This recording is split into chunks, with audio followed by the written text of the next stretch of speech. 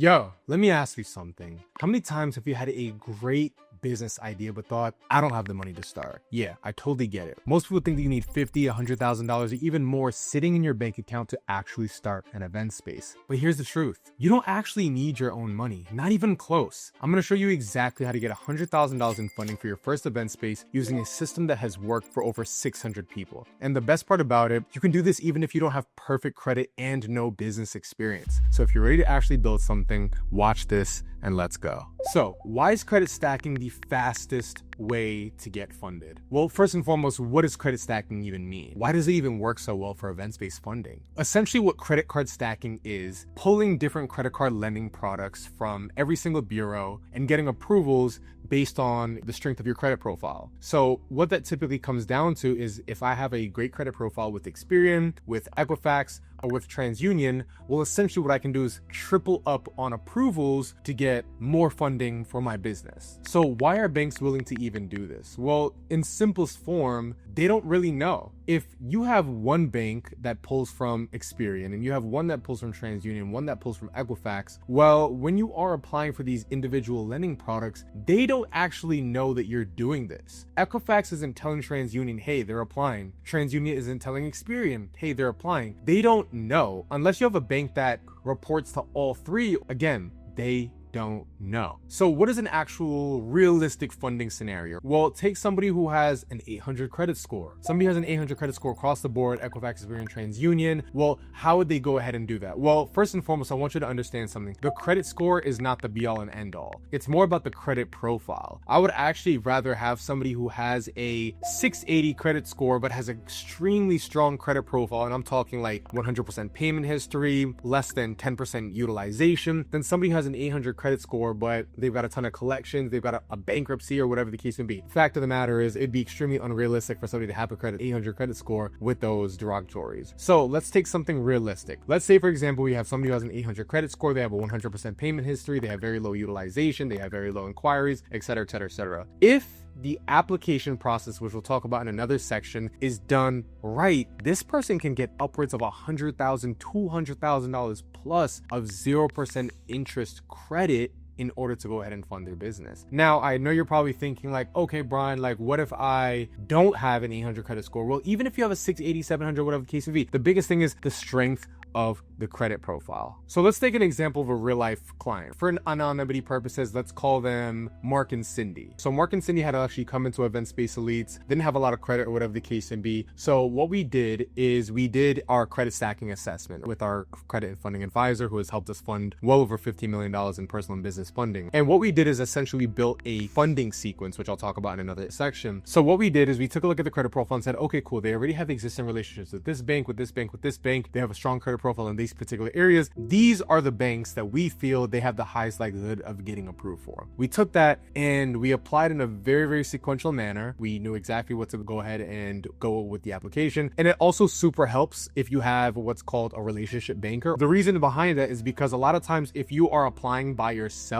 what's going to happen is it's going to go through a computer, they're going to give you some generic amount. As opposed to if a real life person takes a look at the application, they could say, okay, cool, you know what? This person actually has a really strong credit profile. We can actually give them $50,000 instead of the original $30,000 that they were going to give you. Now, if you're watching this and you're thinking, okay, this makes sense, but I don't want to mess this up on my own, I don't blame you. We've helped over 600 people get funded using this exact system. And if you want the full breakdown, including the banks that we recommend, the application scripts, and the funding sequence strategy, I put together a complete guide. Click the first link in the description to grab it. It's totally free and it walks you through the entire funding process step by step. So if you are serious about starting your own events-based business, this is a must have. So what's the next part about this process? Well, now we have the credit card stacking sequence, or otherwise known as called a funding sequence. What does an actual application strategy look like and what should we actually expect? Well, essentially what a funding sequence looks like is like, okay, cool. I have to understand what banks are the most sensitive, what banks are the most likely to not check any other banks, because here's the thing, right? You might be able to even double up and get multiple approvals with multiple banks that pull from the same bureau, but you have to understand how these banks behave. So what actually happens during this application process? Well, say for example, I have a client with the 750 credit score, great credit profile, et cetera, et cetera, et cetera. Well, that's the first step. First step is understanding, hey, is there any work that we need to do? Do we need to build the strength of this credit profile first? Like, what happens here? But assuming that this person is ready to get funded, well, at that point, first, I'm going to say, okay, cool. We have Experian, TransUnion, Equifax. What banks do I want to pull from? What banks do I have the strongest relationships with? For example, Chase is a very inquiry sensitive bank. Chase also pulls from Experian. What I also know is that American Express, I can get multiple cards with American Express. So I might knock out Chase first, then go to Amex, then pull a bank that pulls from TransUnion, then pull a bank that pulls from Equifax. You see how that works? Now, what happens? Like, how do people kind of get this messed up, right? Well,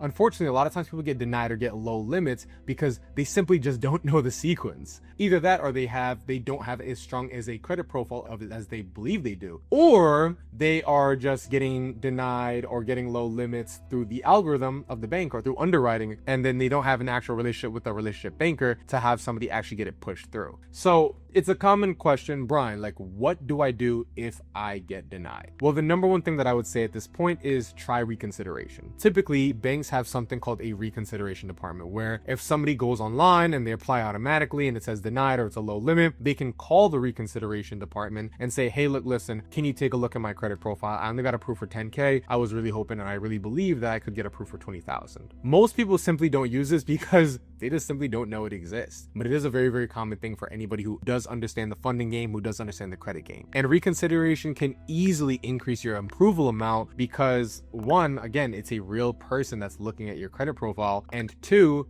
the computer underwriting can miss things, which is even more so important why a real person should go ahead and look at that. So what are some actual realistic funding expectations? Well, truth of the matter fact, I can't exactly tell you that without taking a look at your credit profile. So I would have to give you a range. If you have a very strong credit profile, and when I say very strong credit profile, I mean like 700 plus, low utilization, little to no inquiries, 100% payment history, a properly structured funding sequence can get anywhere from $50,000 to $150,000 in funding. A properly structured credit profile. But again, there's a lot of ifs, there's a lot of conditions, there's a lot of caveats with that. You have to know the proper funding sequence. You have to have RBs or relationship bankers. You have to have relationships with them. You have to have a strong credit profile. Like I mentioned before, somebody with a 680 but an extremely well-built credit profile can technically get more funding than somebody who has a 750. So now that understanding that, what can I actually use the money for? Well, when building an event-based business, there's typically 3 buckets that you want to understand where the money will go when you are building this business. Number 1 is furniture costs, how much I'm going to spend on the furniture, the tables, the chairs, the backdrops, whatever the case may be. 2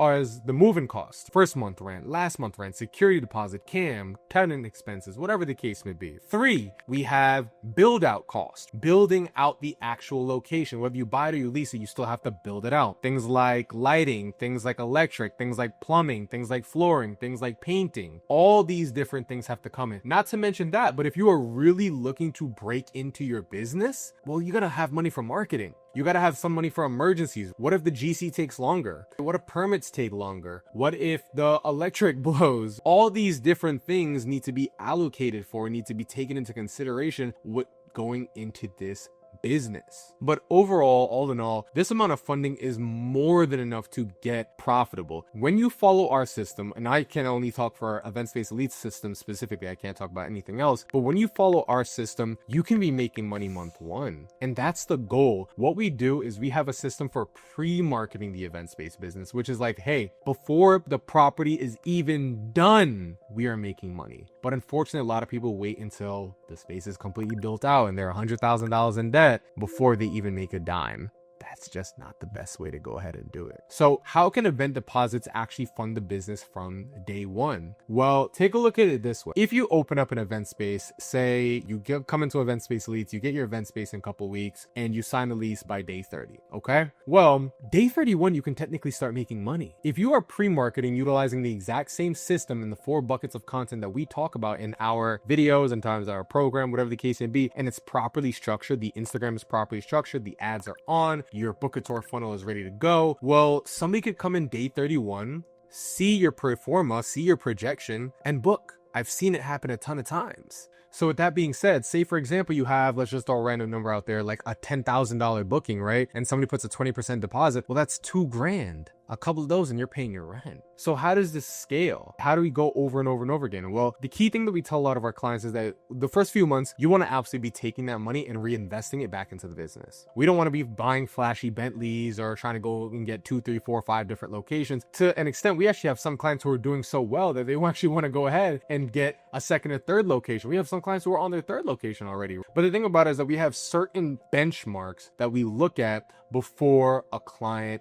goes ahead and expands. We like to make sure that, hey, look, listen, are we booking a certain amount of events within a certain amount of time at a certain market price? Is all the debt paid back? That's one of the key things that we want to understand, we want to mention. A lot of our clients are not stressed about paying back the credit cards. The business makes the money right away and pays for itself. The fact of the matter is, you don't need $50,000 sitting in your bank account. You don't need perfect credit, and you definitely don't need to take out a massive bank loan with crazy interest rates. What you need is a system, a proven credit stacking sequence that tells you exactly which banks to apply to, in what order, and how to maximize your approvals. That's what we do for every single client inside Event Space Elites. If you want the full breakdown, the exact banks we recommend, the application scripts, the funding sequence strategy, and the cash flow playbook, click the first link in the description and grab the free guide. But if you are serious about getting funded and starting your event space the right way, apply for a one-on-one call with my team. We'll create a custom funding plan for you, walk you through the entire process, and show you exactly how to turn that funding into a profitable business. Now, we only work with a small group of people each month because we provide hands-on, personalized guidance. So if you are ready, don't wait. Click the link, grab the guide, and let's get you funded. Let's go.